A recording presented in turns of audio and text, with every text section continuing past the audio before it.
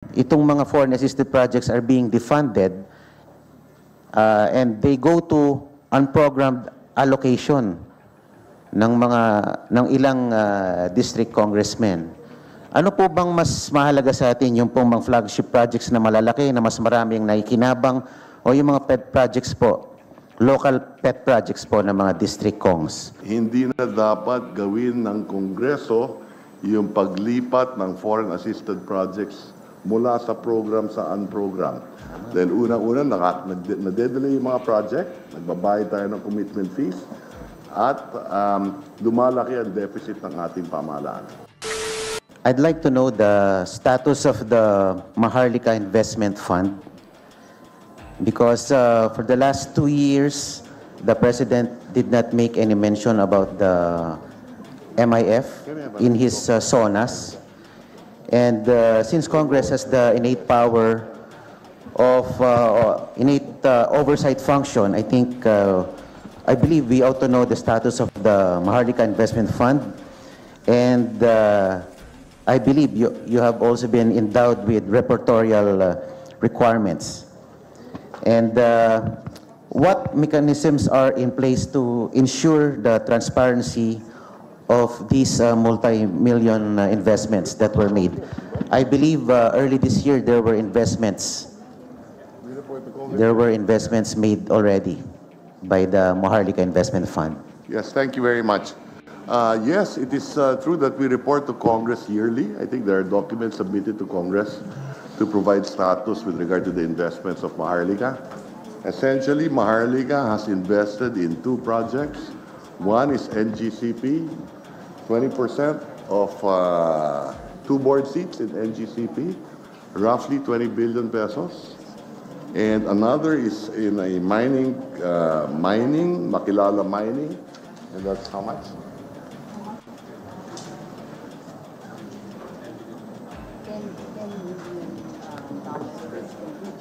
A bridge loan right now of roughly $10 million. The balance, there's 75 billion available. The balance is with Treasury.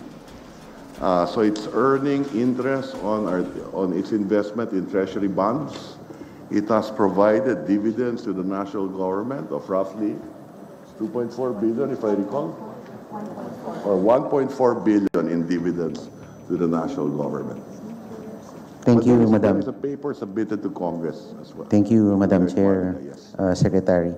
And since the Maharlika Investment Fund is an additional source of revenue, can we tap into this fund to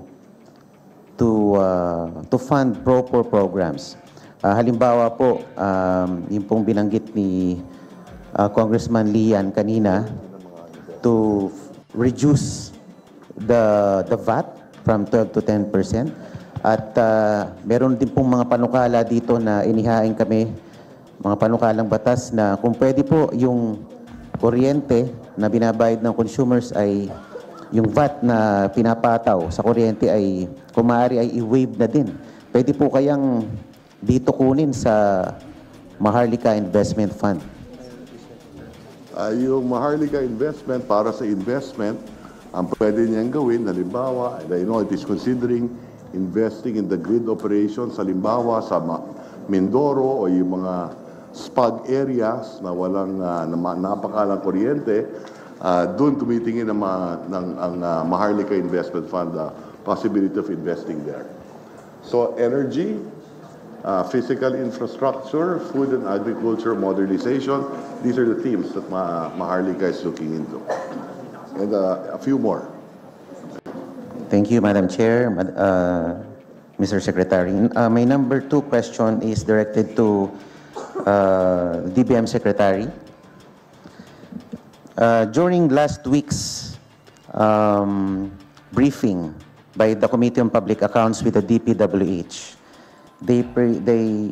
in their presentation, they related to us that there have been significant budget cuts in foreign assisted projects. And these foreign assisted projects composed mainly of infrastructure flagship projects, yung mga importanteng mga infrastructure projects ng ating bansa. In 2023, there is an 88% budget cut. From 70 billion, naging 7.9 billion na lang po ang budget for foreign assisted projects. In 2024, 100% budget cut. So wala pong nailaan sa foreign assisted projects. At ngayong nitong 2025, 67% budget cut. From 70 billion, naging 23 billion na lang po ang inilaan sa foreign assisted projects. Now, Madam Chair and Madam Secretary, I'd like to know on the long-term implication of this continued defunding of these foreign assisted projects. Hindi po ba tayo nape-penalize ng ating mga international partners pag hindi po tayo nagbabayad? At yung pong, ang alam ko po kasi, itong mga foreign assisted projects are being defunded and they go to unprogrammed allocation ng ilang district congressmen. Ano po bang mas mahalaga sa atin, yung pong mga flagship projects na malalaki, na mas maraming naikinabang, o yung mga pet projects po, local pet projects po ng mga district congs? So, gusto pong malaman yung implication kung patuloy pong i-defund itong mga foreign assisted projects po natin. Madam Chair, tama po kayo. Pag ma-defund po yung ating mga foreign assisted projects, magkakaroon po ng delay dito sa ating mga proyekto. And meron din po tayong binabayaran na commitment fees. Pag tayo po ay hindi nakakapagbayad on time nung Magkano mga po yung commitment fees natin. Kunin ko lang po yung exact number.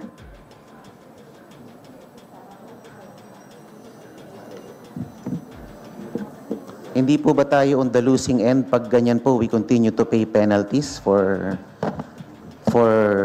defaults or non-payment of these contracts?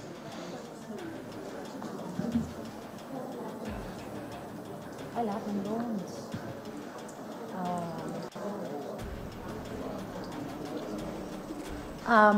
Meron po, we're just looking at that. Sorry, Yes, the commitment fees in 2024 is roughly $16.8 million, 962 million pesos. Ang binayad po natin. Commitment fees due to delay. Opo. Ano po kayang protective mechanisms in place, Madam Secretary, para masigurado natin na hindi po tayo ganitong natatalo sa hindi po pagbabayad ng mga multi-year contracts na ito? Samantalang ito naman po ay dumaan sa iba't ibang level ng approval sa mga sangay ng gobyerno. Ano po kayang magagawa natin para hindi po magpatuloy yung ganitong trend? Well, unang-una, kung ang tinukoy kanina ay tungkol sa unprogrammed appropriations, hindi na dapat gawin ng Kongreso yung paglipat ng foreign assisted projects mula sa program sa unprogrammed. Dahil unang-una, nade-delay yung mga project, nagbabayad tayo ng commitment fees, at lumalaki ang deficit ng ating pamahalaan. So yun ang unang-una. Pangalawa, maraming nade-delay because also of the pandemic. May nakaraan 2 taon. Nagkaroon tayo ng pandemic. No? So, budget execution is also important as far as the executive is concerned. Na siguraduhin before we borrow money, we make sure that the project is can be implemented properly. Thank you po, Thank you. Mr. Secretary, Madam Chair. Thank you for the enlightenment po. At sana po, with the new stewardship of our chairperson, sana po ay hindi po mangyari ito sa 20th Congress dahil tayo po ang kawawa kung nagbabayad po tayo ng mga commitment fees sa mga project na dinedelay dahil hindi po natin binabayaran ito at napupunta po sa mga maliliit lamang na mga proyekto. Salamat po, Madam Chair.